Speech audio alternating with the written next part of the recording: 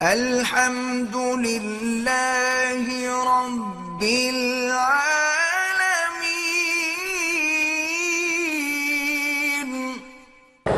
بھئی تعویذ کرنا جو ہے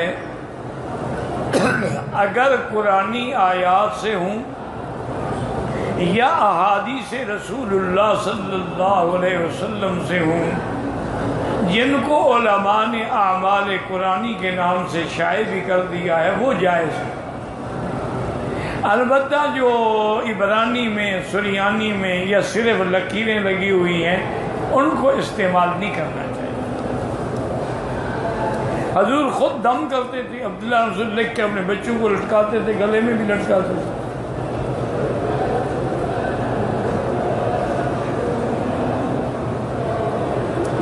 اگر دم کرنا ہو تو پینے والی چیز میں باقاعدہ پڑھ کے دم کریں گے۔ دم کا معنی یہی ہوتا ہے۔ جب آپ اس میں پھونک نہیں ماریں گے، دم نہیں کریں گے تو گویا دم نہیں ہوا۔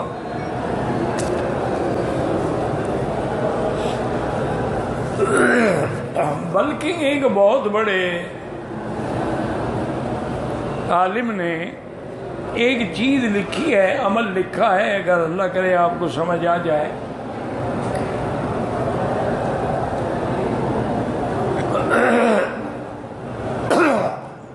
اس نے کہا کہ پانی کا گلاس لے لیں، اپنے ہاتھ میں پکڑ کے اس کو منہ کے قریب رکھیں، اتنا قریب رکھیں کہ جو آپ پڑھیں گے نا گویا کہ اس کے اندر جا رہا ہے۔ تو اس میں ایک دفعہ آیت الکرسی پڑھیں اور 7 دفعہ ما جئتم بہ السحر ان اللہ سیبطلہ، ما جئتم بہ السحر ان اللہ سیبطلہ، 7 دفعہ پڑھیں اس انداز میں کہ گویا کہ اس کے اندر آپ کی تھوک بھی جائے، اور جب پڑھ لیں تو وہی پانی پی لیں۔ اس نے کہا کہ آپ تجربہ کریں گے، یہ خود پڑھیں، کسی مولوی کو کسی پیر کو پڑھانے کی ضرورت نہیں ہے، خود آپ نے خود پڑھنا ہے، خود پی رہے ہیں آپ۔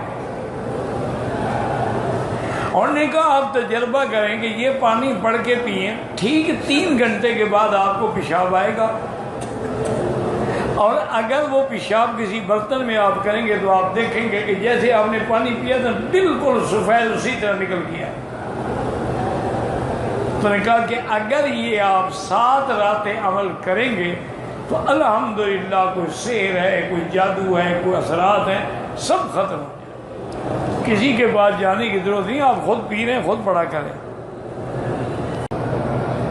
دم اور تعویذ پر پیسے لینا جائز ہے، جائز ہے، لیکن شرط یہ ہے کہ دم اور تعویذ قرآن و سنت کے مطابق ہو۔ صحابہ نے فاتحہ پڑھنے پر 40 بکریاں نہیں لی، وہ تو جائز ہے۔